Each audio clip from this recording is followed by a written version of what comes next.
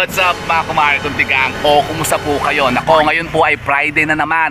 Kaya diba sabi ko sa inyo, kapag kagantong mga Friday, dapat po tayo po magbawas ng ating mga kamalasan. Tayo po mag-cleansing ritual ha mga kumare kuntigang. Gawin nyo po yan kapag kasasapit po yung mga gantong mga araw. Gawin natin yung mga ginagawa natin, mga pag-cleansing ritual natin. Katulad nung simple lamang pong paglilinis ng ating katawan.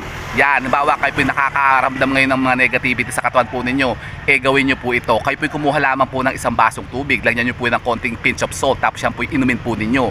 Pero bago yon, dasalan nyo po muna yan ng isang ama namin, isang Abaginoong Maria at isang sumasampalataya. Tapos humarap kayo sa bandang silangan, yan po i-energize po ninyo. Saka nyo siya iinumin ha mga kumare kuntigang. Tapos ganoon din po sa bahay po ninyo ha mga kumare kuntigang, dapat po linisin nyo yan, na kasi baka nako kayo pinapasok na ng mas nasabi mga negatibong enerhiya dyan na maaaring yun na nga nagbibigay sa inyo ng sobra-sobrang mga kamalasan sa buhay. Yan, gawin nyo po, kayo po yung magpausok, magano kayo, smudging ritual kayo, di ba sabi ko nga sa inyo, magpausok kayo ng ating mga ginagamit na pang cleansing ritual sa bahay natin, yung mga iba't ibang mga dahon na pampausok, yan, yung mga insenso, ganyan, kahit simple lamang pong kandila ha mga kumare kuntigang, magsindi kayo dyan sa altar po ninyo. Tapos magpausok nga kayo ng mga dahon ng laurel.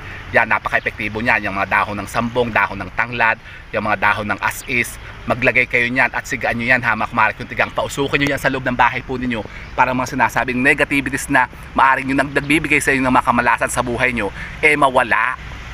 Para gumaan naman ang takbo ng buhay po ninyo. Kung halimbawa kayo ngayon ay sobra-sobrang nahihirapan, napakaraming problema na dumarating sa inyo, lagi na lamang kayong may mga sakit-sakit dyan, kung ano-anong nararamdaman po nyo sa katawan po ninyo, form po yan ng negativity sa mga kumare kuntigang. At yan po ang, nako, magpapahirap po sa inyo. Malas yan ha mga kumare kuntigang kapag kayo nalukuban na ng ganyan. Tapos, halimbawa kayo pinasok na rin ng mga sinasabing mga elemento dyan, yung mga o ano-anong mga espiritu, yung mga masamang kaluluwa, ganun, mga kaluluwang ligaw, pumasok sa bahay po ninyo, mga elementong itim. Opo ha, palimetok itim. Opo ha, mga kumare kuntigang, merong ganon. Huwag kayong tatawa, totoo yun. Halimbawa, may mga duwending itim sa bahay po niyo, yung mga yung nga espiritong itim, yung mga negativities na dala-dala po nila, nako, ma-acquire nyo yan.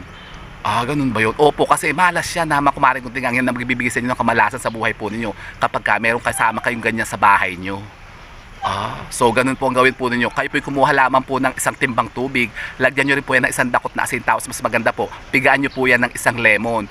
Kumuha po kayo ng isang pirasong lemon ha mga kumare kuntigang, tapos ipigahan nyo po yan dyan sa tubig, tapos yan po ang gamitin yung panlinis dyan sa mga muebles po ninyo. Ganun, yan ang pampupunas po ninyo sa mga kasangkapan po ninyo dyan, sa mga gamit nyo, sa sahig nyo ha mga kumare kuntigang, lalong lalo na po sa pintuan po ninyo. Tapos maglagay na kayo ng mga sinasabing pangontra naman para kayo po hindi pasukin ng mga sinasabing mga kamalasan. Yan, pangontra sa mga negativities, mga evil eye. Yan, mga ano ba yung mga ginagamit natin, mga simpleng bawang, asin, dahon ng tanglad ha mga kumare kuntigang, luya, napaka-epektibo niyan. Kapag kayo po medyo laging minamala sa buhay nyo, lagi kayong nahihirapan, lagi kayong walang pera, lagi kayong baon sa utang, tapos kayo po wala nang pamalengke man lamang, di negative yun ha mga kumare kuntigang. Ibig sabihin, naghihirap na kayo, tapos lagi pa kayo napakaraming sakit-sakit, yung ang dami nang niningil sa inyo, wala naman kayong pambayad, Sus Maria Joseph. Nakakatakot yan ha mga kumare kuntigang, kapag kayo nalukuban na ng ganyang kamalasan, talagang matitingan nga talaga kayo, talagang matete-geers kayo dyan, tege-ers, mamamatay kayo. Maririndi kasi kayo ha mga kumare kuntigang, kasi kayo parang, nako, hindi na kayo makaahon-ahon baga sa problema, puro na lang kayo stress. Yun ang isang masama ha mga kumare kuntigang, pagka kayo na stress, baka kayo mag-cancer. Huwag naman. Opo ha mga kumare kuntigang, kaya gawin nyo po yan. Mag-cleansing ritual po kayo sa bahay po ninyo, sa inyo po mga sarili, para mga sinasabing mga kamalasan na yan ay matanggal natin ha. At ngayon po ha mga kumare kuntigang, ay available na po yung ating napaka-powerful na pampausok ha mga kumare kuntigang, yung ating pong kahoy ng San Benito at yung kahoy ng Arawa. Tapos ito po ay meron pa pong kasama pa na itatandem natin, yung pong ating sahing. Yan, kung kayo po gusto nyo po maka-order po nyan, mag-PM lang po kayo sa atin. Yung ating napaka-powerful na pampausok na yan na ginagamit natin sa pang-smudging ritual, ang kahoy ng Arawa, kahoy ng San Benito, tapos ngayon po may bago na siyang kasama, ang sahing, na napaka-powerful po talagang pang-smudging ritual sa bahay natin. Opo ha mga kumaring kuntigang. Kaya subukan nyo po yan. Kung kayo po lagi na lamang nga narulukuban nga ng mga sinasabing mga negativity sa bahay po ninyo, gawin nyo po yan. Kumuha po kayo niyan at yan po ang gamitin po ninyo pang cleansing ritual sa bahay po ninyo. Gusto nyo yan? Gusto ko yun ha mga kumaring kuntigang. Kaya order na po kayo kasi medyo limited lang po yung stocks natin dito. At syempre paunahan lang po kapag ito yung naubos na, di wala na. Diba ga? Kasi baka mamaya kayo po tutugli-tugli naman dyan tapos kailang wala na sa kayo o-order. Di ano magagawa ko sa inyo, di wala. Basta subukan nyo po yan ha mga kumaring kuntigang. Hindi nyo susubukan, subukan nyo para matanggal na yung mga sinasabing mga kamalasan dyan na nakalukob po sa buhay po ninyo.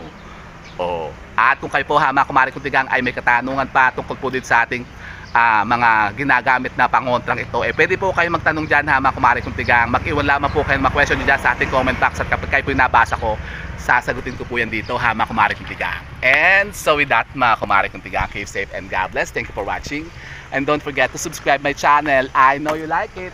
And don't forget to brush your teeth. Dahil mga kumaring kuntigang init na agad hindi pa ako nakapag-umpisang mag-jogging Nandito po kasi ako sa lambingan naman ng gobyerno ng Pilipinas. Dito po sa Carrera ng Cantadia. Ako po mag-jogging sana. Kaya lang ang init agad. Ano bang oras na? Nako po, parang tinatamad na tuloy ako. Makapunta na lang kaya sa palengke. Mamalengke na lang ako. Ano kayo masarap maluto ngayon? Ano masarap na ulam ngayon ha mga kumaring kuntigang? Parang gusto ko ng kalderetang baka. Hindi, nilagaan lang para may sabaw. Sali ka na. Bukas na tayo jogging. Kasi ako papunta pa ngayon sa Quiapo magsisimba pa ako. Pupunta pa ako ng Quiapo mamaya, magsisimba pa ako. Kasi Biyernes nga ngayon, last Friday of the month. Kaya magsimba po kayo mga kumaring kuntigang. Kung kayo po malapit po dyan sa Quiapo, magsimba naman kayo para mabawasan na yung kasalanan nyo mga kumaring kuntigang. So yun po mga kumaring kuntigang ako, Small Joseph. So doon po itong mga arganas ko dito. Ang dami po ng mga kalechihan dito. Sige na. Bukas na ako magja-jogging. Parang tinabad na ako Tinabad pag-jogging. Hiyaan nyo na. Bukas na. Sabado, weekend naman bukas. Ano ba yan? May sipot pa